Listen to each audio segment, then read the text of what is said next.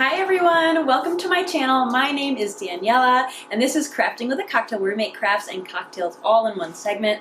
Super excited you're here, and if you're new, I hope you stay and subscribe. Today is exciting because I have my first ever collab with Chemo Craft. I have been so obsessed with this channel ever since I found out about it, and since we both have art backgrounds and have similar passions, I cannot tell you how ecstatic I've been about this collab, so I'll tell you a little bit more about his channel in a minute, and our special cocktail today that is dedicated to our friend Kimo. But let's jump right into our first DIY. Cheers!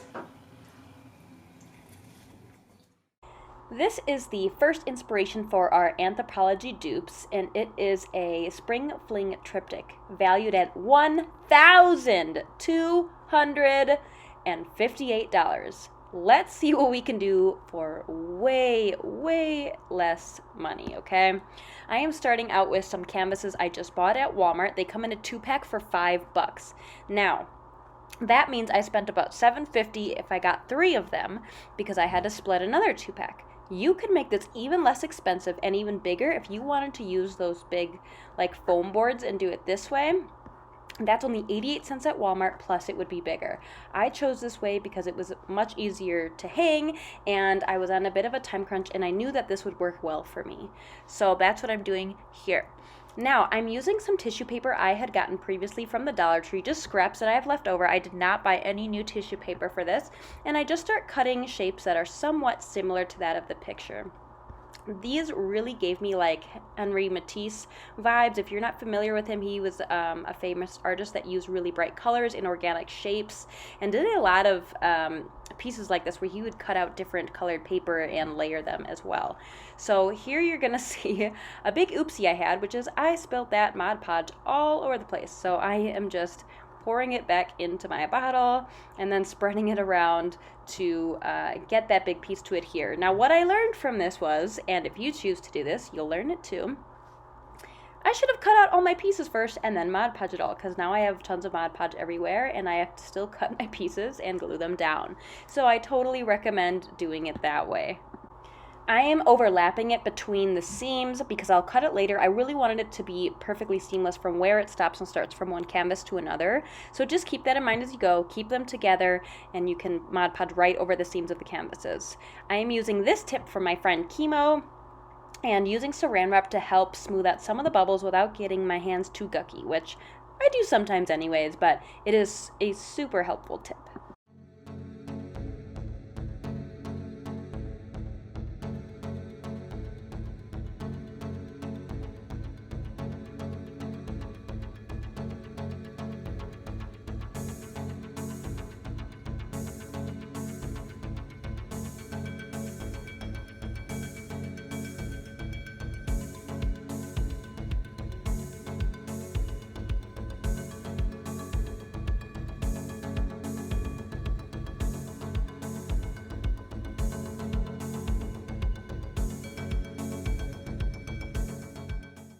So as you can see, I'm using some colors that I had on hand. I didn't have the exact colors that the picture had, but I actually really still like how it turned out. I also wanted to add that I think this would be a really beautiful project too if you used blues and aquas and teals or something like that. I think that would be a total vibe on its own.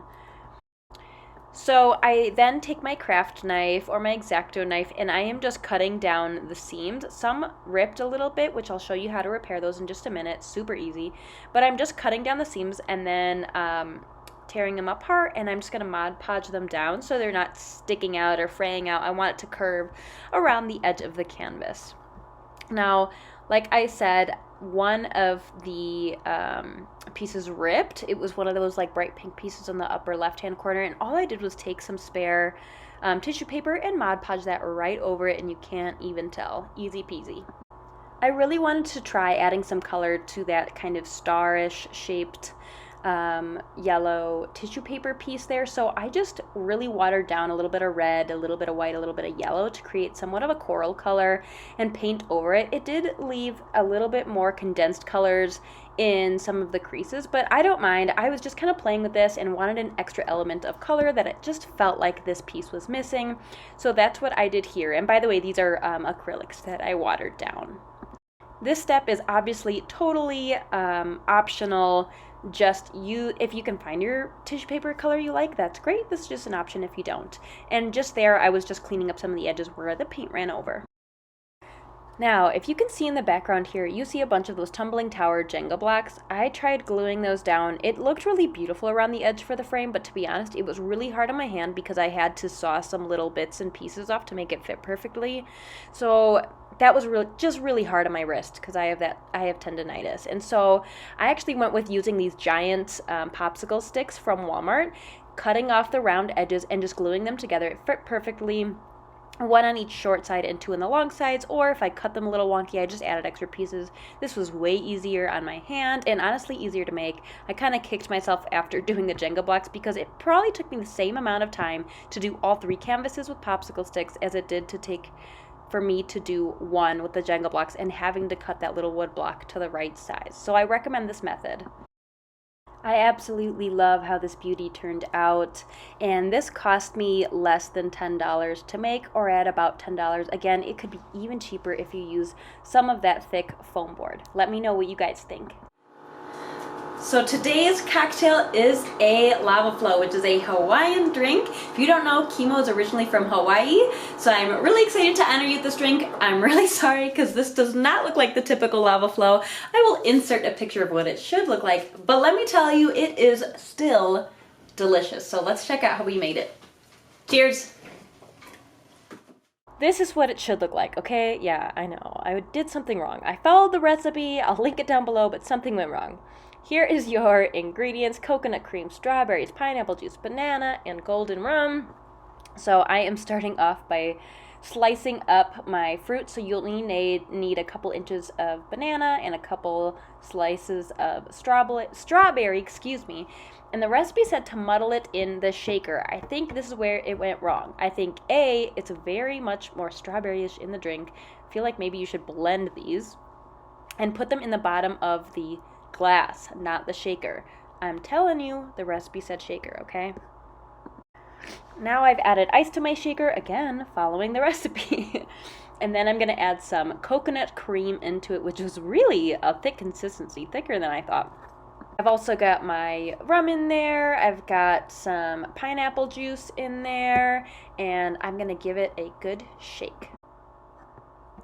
So I'm using this shaker that I got at Goodwill, which is kind of neat because it's got little like cocktail recipes on the sides of it and how to measure them, which I really enjoy. I actually have, I really like my other mason jar shaker, but it does leak for some reason around the rim. So yeah, here's where I'm looking at it. I'm like, this looks like a milkshake. So I'm trying to add strawberries to the bottom of my glass to fix it. Obviously that did not do what I wanted it to. Anyways, this drink turned out delicious. It just is not a lava flow. We'll try again in the future.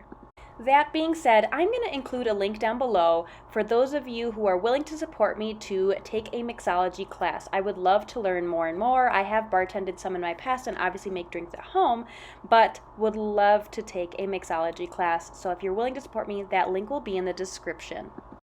We're moving on to our second Anthropologie dupe, which is this incense holder, which is really simple but really neat, and I knew I could make it with some clay. It does say dip dyed, I just painted mine, that's fine. But these are 26 bucks for just one little thing, and I made mine for way less again. I'm opening up a fresh pack of some Sculpey air dry clay that I pick up at Walmart. I believe it's like $6 or $7, and I really only use like, gosh, I don't know, an eighth of it. So there's way more left. And I am just going to start out by getting myself comfortable by smushing it around, and then I'm rolling it. Sorry, I don't know, what's the word? I'm using a fondant roller or a clay roller. It's an acrylic rolling pin to just really roll it out to the consistency or thickness that I want it to be. Then I'm using a circular object as my base and cutting it out with my X-Acto knife. Now, this was pretty easy. It gets just a little bit tough from here, but it's not bad, okay? What we're doing next is just pinching up the edges, because I like that the one in the picture had kind of these raised edges, but it still looked really handmade. It wasn't perfect. They weren't perfectly formed edges, okay? And now I took a tiny little piece that I molded into somewhat of a rounded kind of cone, scored my areas, which means I'm using my X-Acto knife to kind of cut both into the place where it's going to go and onto the bottom of my little cone thing, using my fingers wet with some clay and smushing it all together. I'm doing my best to make this look nice and seamless and still keep the same type of shape that I want. Once I have it on there nice and good, I just keep dipping my hand into the water and then just really smoothing out the top so it doesn't have too many fingerprints in it. It's not uneven. I'm just doing my best to make it look really well made. I then need to make sure I have a hole for where my incense is going to go, so I just take the back of a small or thin paintbrush and just poke it in there, and I make it a little bit wider than I need it to be just in case the clay shrinks as it dries. I leave it overnight to dry, and I do move it on the parchment paper and flip it a couple times to make sure it dries everywhere. Once it's dry, I'm going in and painting it with some acrylic paint. Here I just mix some white with a tiny bit of a yellow ochre to create this cream color, and I'm giving this a solid base coat of this color.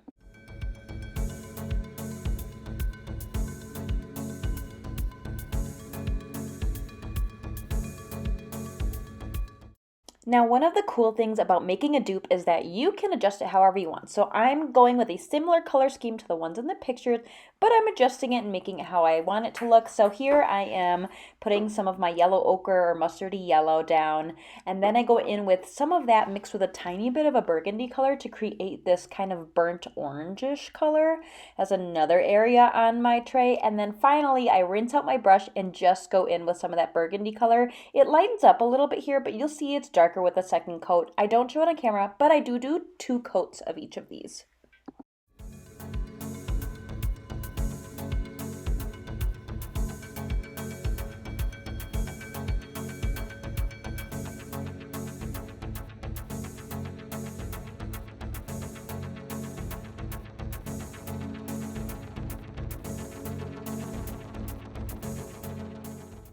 To add those little tiny dots that were in the pictures, almost had like a polka dot, like I don't know how to explain it, but I'm basically just taking a brush, dipping it in some water and a little bit of brown paint, and then just flicking it around with my finger to create this kind of splattered look.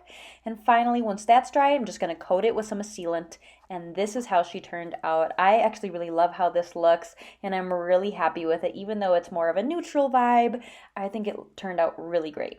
This might be my favorite dupe of the video. Let me tell you about Chemo Craft. Here is his page on YouTube. We both love color and have art backgrounds, so it just felt like the perfect fit to collab together, and I'm super excited because I really admired his channel for a while before this. This is one of my favorite DIYs of his, which is his mid-century modern and boho decor. I will leave the link to his video and his channel down in the description. I hope you guys go check him out. If you enjoyed my channel, my DIYs, my personality, my cocktail, whatever it is, make sure you like, comment, subscribe. All those things really help to make my channel grow. I'm really excited about getting monetized soon, so I would really appreciate your help with that. And especially more than anything, share these videos with someone you think would like them.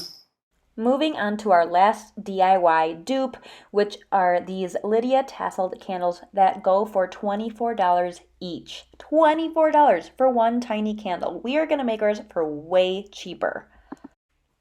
I'm starting out with some twine that I have from the Dollar Tree, and I'm just cutting off some long strips of it and just burning it so it's not so frayed. And we're just starting off by making our tassels. So if you've never made a tassel before, it's really quite easy. I just need a short tassel since I'm just putting it onto a candle holder. So I'm wrapping it around 3 out of my 5 fingers, about 8 to 10 times, depending on how long the string was. But I definitely didn't go over 10 for any of them so that they weren't too far off. And I'm a little bit out of frame here, but I will do it again in a minute because I realized while I was making this that I was a bit out of frame.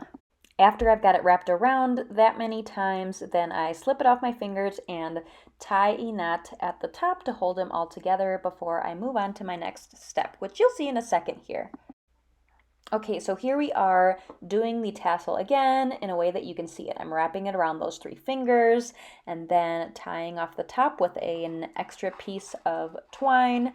And then I'm going to start adding some of my fun colors. Now, you could pick any colors you want. I have some of this colorful baker's twine also from Dollar Tree. And I put a tiny bead of hot glue and then wrap it around a few times, cut it off, glue it back off. Then to add some contrast and color, just like the examples, I'm going in with this kind of, it's like a muted magenta almost, a muted magenta embroidery floss. You can buy these for less than $1 each at a craft store or at Walmart, or you can just buy them in a variety pack for like $10 or something like that. I have some from old projects and other stuff I've made, and I'm doing the same process. I make 2 of these, okay? By the way, yeah, I just cut the bottoms there and then evened out the edges to make sure it all looks good together. I make 2 of this color set, and then I make 2 of a different color set that I'm going to use for 2 different candle holders.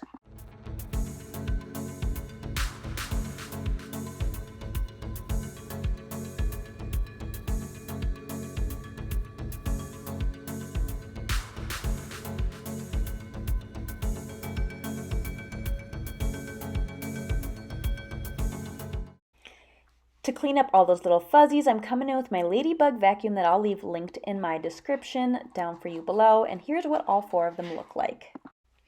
So the original ones had a little leather tag on them telling you what kind of scent candle they were. I don't have any leather with me, but I do have this really cool like cork boardish type of fabric with some gold leaf on it, and I just folded it in half and I'm cutting out a similar shape that looks kind of like a little tag to it. I'm just cutting these out in doubles, splitting them in half, and then all I'm going to do is hot glue them together so that there's cork on both sides.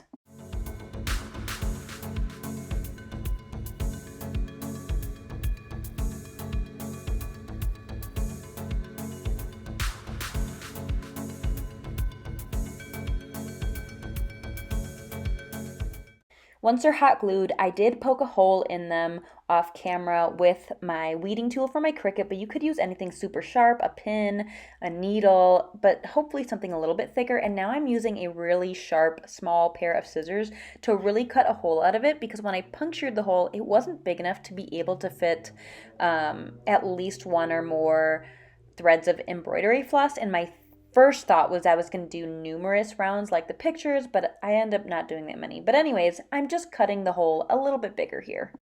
This part's a little bit tricky, so I want my ends to be glued together. I don't want a big like knot hanging off my candle, so I am cutting off those extra ends from the knot that I tied at the top of my tassel, burning it so that it's not quite as frayed, and then hot gluing it into place. I will say this kind of got better with time. I'm only showing you the first one here, but I do this to all 4 of them, leaving a little bit of a space in between for it to be able to loop through a needle and some embroidery floss for the next step. That being said, we are now going to begin adding our embroidery floss around our candle holders. These candle holders are from Dollar Tree. I happened to have these already in my stash and they worked perfectly for this, so I'm really excited. Now the ones in the original had like kind of a bubbly texture to them. These have more of a glittery texture, but I still think it gives a great effect and it goes well together. So I tied around 1 loop of my base color that I wanted to use, and we are using one of the colors that's already on the tassel. That's how the dupe was.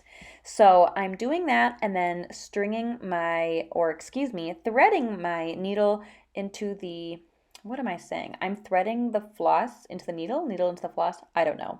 Wrapping it around several times around my candle before I go in and then put my needle through both of the tassels as well as the little gold cork tag so that they can hang off of it just like in the dupe. So in this one, I just put my needle through 1 time into all of them and do them all in 1 round. In the next one, I think I go through them twice just to see how it holds up, and I actually end up liking that better.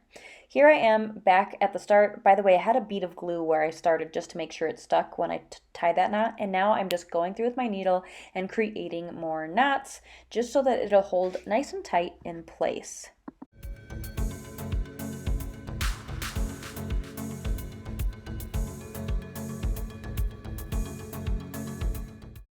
So for my other candle, I went with this black and white twine, also from the Dollar Tree, and a light purple or lavenderish color embroidery floss. So I'm wrapping my candle with the black and white string. And for this one, I went around and through the tassels twice before adding the tag, and then went through them again. I actually liked this better because it held together. The one with the pink embroidery floss kind of sags like a little bit. I don't know. I don't know if you can tell, but I can tell when I look at them. You'll be able to check it out in just a second in the reveal photos, which I can't wait for you to see.